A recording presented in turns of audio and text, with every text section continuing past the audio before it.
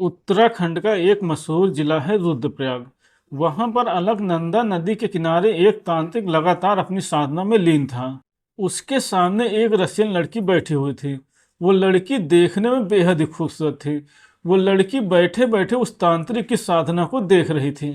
करीब 10 मिनट बाद वो तांत्रिक अचानक से उठता है और उस लड़की की मांग भर देता है। उसके बाद वो फिर से अपनी साधना में लीन हो जाता है। थोड़ी देर बाद वो तांत्रिक फिर से उठता है और अपनी चिलम निकालकर उसमें कुछ आपत्तिजनक चीजें भरता है। उसके बाद वो चिलम को पीने लगता है। वो तांत्रिक चिलम पीने के लिए उस लड़की को भी देता है। वो लड़की भी चिलम पीती है और चिलम पीने के बाद दोनों मस्त हो जाते हैं।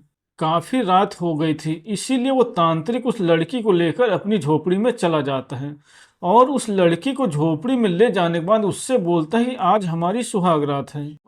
इसके बाद दोनों आपस में प्यार करने लगते हैं। थोड़ी देर बाद वो लड़की अपने सारे कपड़े उतार कर फेंक देती है।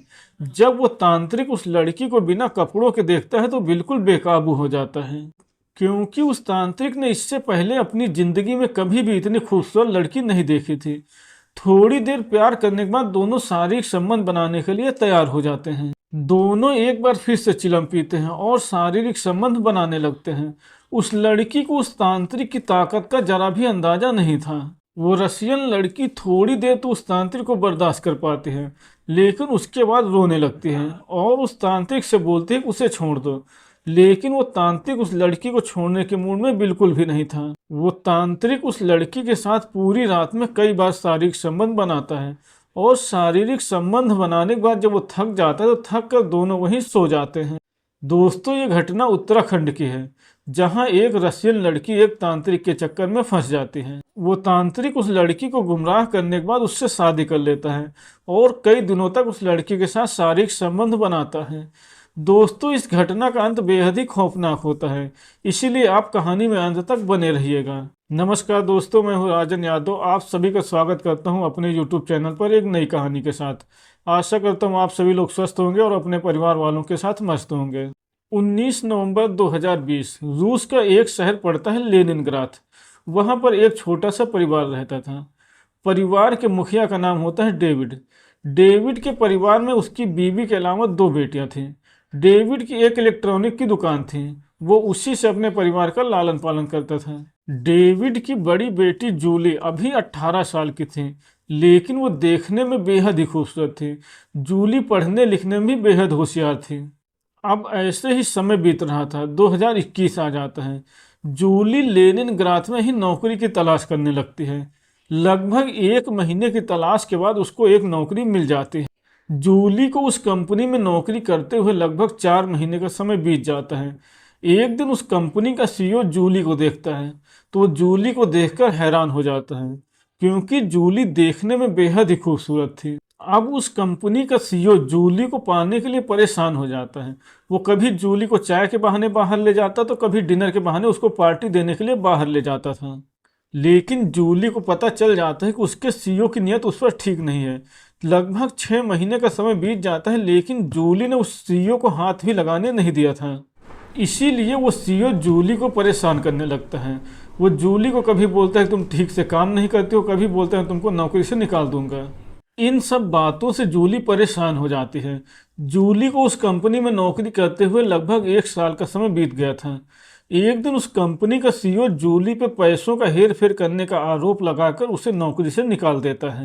नौकरी से निकाले जाने के बाद जूली घर पे ही रहने लगती है और वो काफी परेशान हो जाती है।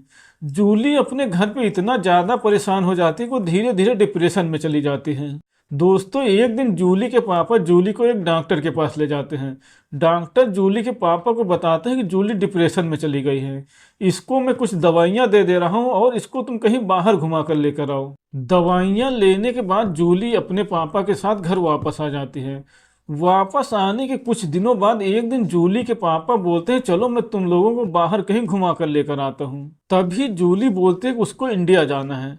अब जूली के पापा इंडिया आने के लिए तैयार हो जाते हैं। थोड़े दिनों के बाद जूली अपने पापा के साथ इंडिया आ जाते हैं और इंडिया में आने के बाद जूली की सेहत में काफी सुधार हो जाता है। जूली को इंडिया में रहते हुए लगभग 1 महीने का समय बीत जाता है। एक दिन जूली अपने पापा से बोलती है मैं अभी यहाँ पर और कुछ दिन रहना चाहती हूँ। जूली को नैनीताल में रहते हुए लगभग 2 महीने का समय बीत जाता है। एक दिन किसी के माध्यम से जूली को पता चलता है कि यहाँ पर एक रुद्रप्रयाग नाम की जगह है। वो आदमी जूली को बताता है कि रुद्रप्रयाग में 2 नदियों का संगम है। इसके बाद जूली रुद्रप्रयाग आ जाते हैं और वहां पर अलकनंदा नदी के किनारे एक होटल में शिफ्ट हो जाते हैं। रुद्रप्रयाग आने के बाद जूली की मुलाकात एक तांत्रिक से होती है। उस तांत्रिक का नाम था श्याम पाजी। श्याम पाजी से मिलने के बाद जूली की जिंदगी में काफी बदलाव आने लगता है और वो ठीक होने लगती है। अब ऐसे ही जूली को अलकनंदा नदी के किनारे रहते हुए लगभग 3 महीने का समय बीत जाता है। जूली और श्याम पाजी को एक दूसरे से प्यार हो जाता है। इसके बाद श्याम पाजी जूली को उत्तराखंड की नई नई जगहों पर घुमाने लगता है। एक दिन जूली उस तांत्रिक श्याम पाजी से बोलती है कि मुझे भी तंत्र विद्या सीखना है। तभी वो तांत्रिक बोलता है, तंत्र विद्या सीखने के लिए पहले तुमको मुझसे शादी करना पड़ेगा। जूली श्याम पाजी से प्यार करती थी, इसीलिए वो शादी के लिए तैयार हो जाती है। एक दिन वो तांत्रिक रात में अपनी तंत्र साधना कर रहा था और जूली से बोलता है कि आज मैं तुमसे शादी करूंगा। थोड़ी देर बाद वो तांत्रिक जूली की मांग भर देता है। जूली की मांग भरने के बाद वो तांत्रिक जूली से शादी कर लेता है और उसको अपनी झोपड़ी में लेकर चला जाता है। वो तांत्रिक जूली को अपनी झोपड़ी में ले जाने के बाद उसके साथ सुहागरात मनाने लगता है। जूली भी उस तांत्रिक को पाकर बेहद ही खुश थी। उस तांत्रिक से शादी करने के बाद जूली उसके साथ उसकी झोपड़ी में ही शिफ्ट हो जाती है। अब ऐसे ही लगभग 6 महीने का समय बीत जाता है। उधर रूस में जूली के मम्मी पापा परेशान हो जाते हैं।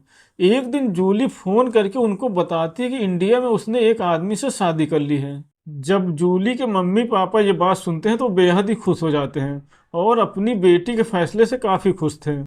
करीब 8 महीने बाद जूली के मम्मी पापा रूस से इंडिया आ जाते हैं और इंडिया आने के बाद सीधा रुद्रप्रयाग जाते हैं।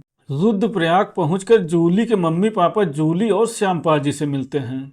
लगभग 1 हफ्ते तक रुद्रप्रयाग में रहने के बाद जूली के मम्मी पापा वापस रूस चले जाते हैं। फिलहाल जूली श्याम पाजी के साथ रुद्रप्रयाग में ही रह रही है और अपनी जिंदगी में काफ़ी खुश है। तो दोस्तों, ये थी आज की कहानी। अगर आपको पसंद आई हो तो वीडियो को लाइक करें और चैनल को सब्सक्राइब करें।